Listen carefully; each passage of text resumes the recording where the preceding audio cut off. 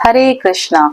गुरुवार का व्रत यानी बृहस्पतिवार का व्रत, भगवान विष्णु के नाम का व्रत कब से करना चाहिए और क्या वो 3 खास नियम रहने वाले हैं, चलिए जानते हैं। तो देखिए 3 नियम आप इस वीडियो में जानेंगे और साथ में आप जानेंगे कि कब से शुरू करना चाहिए, कब से ये व्रत उठाना चाहिए। तो बने रहे आप हमारे साथ। हम हैं एस्ट्रो और यहाँ पे आपको भागवत महापुराण कथा की जानकारी मिलती है, बताया जाता है।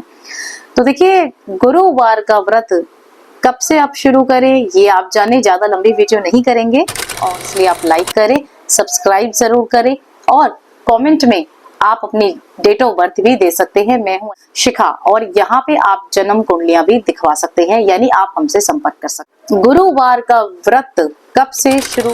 शुक्ल पक्ष के पहले वीरवार से ये व्रत आपको उठाना चाहिए। देखिए एक मास में, महीने में 2 पक्ष होते हैं, एक 15 दिन के होते हैं कृष्ण पक्ष और दूसरे 15 दिन होते हैं शुक्ल पक्ष।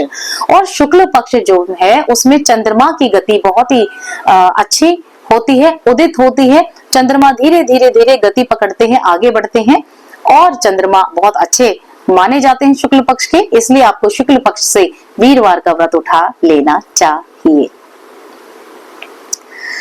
और देखिए कृष्ण पक्ष में कोई व्रत नहीं उठाना चाहिए, वैसे छोड़ देना चाहिए। चलिए अब जानते हैं कि नियम क्या रहने वाले हैं, व्रत को करने के नियम क्या हैं। नंबर 1, आप जब गुरुवार का व्रत करते हैं तो आपने संकल्प जरूर लेना है। संकल्प लेंगे थोड़ा, अगर आपको कठिनाई होती है, संस्कृत में संकल्प नहीं ले पाते, तो आप मानसिक संकल्प या फिर आप मन ही मन हिंदी अनुवाद में संकल्प ले सकते हैं। जैसे हमारा नाम ये है, अमुक नाम ये, और गोत्र जैसे आपका गोत्र शर्मा है, वर्मा है आदि, तो आप अपना गोत्र का नाम, अपना नाम लेवें और जहां पे आप रहते हैं, जिस जिले में रहते हैं, जिस स्थान पे रहते हैं, वो नाम आपको हिंदी अनुवाद में लेना है। और आपने भगवान के चरणों में गंगा जल, थोड़ा एक हाथ में थोड़ा सा गंगा जल, पुष्प का सिक्का रखे और आप संकल्प ले। और ये संकल्प जो है गंगा जल और पुष्प, ये भगवान के चरणों में श्री हरि की प्रतिमा के आगे आपको छोड़ देना चाहिए। अब बात करते हैं नियम नंबर 2 की। तो देखिए केला वर्जित होता है गुरुवार के व्रत, यदि आप कर रहे हैं बृहस्पतिवार के व्रत, तो आपने केला नहीं खाना चाहिए। यानी कि आप इस दिन पूजा करते हैं केले के वृक्ष की, आप पूजते हैं और भगवान को अर्पित करते हैं, इसलिए ये नियम है कि केला वर्जित होता है। और कहीं ऐसी मान्यता भी है कि दरिता माता का प्रवेश हो जाता है यदि आप इस दिन केला खाते हैं, तो इसलिए आप पूजनी है तो पूजा करें, आप उस दिन केले का त्याग करें इस फल का।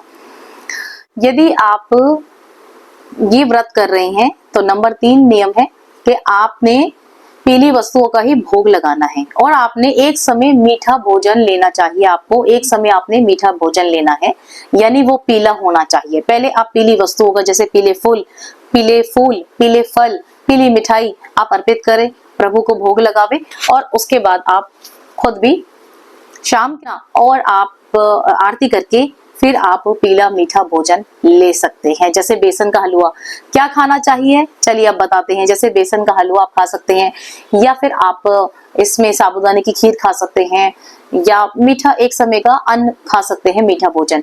तो आप चीला बना सकते हैं जो कि मीठा हो, चीला आप बना सकते हैं, पूड़े बना सकते हैं, आप मूंग की दाल का हलवा या मूंग की दाल की कोई मिठाई आप खा सकते हैं।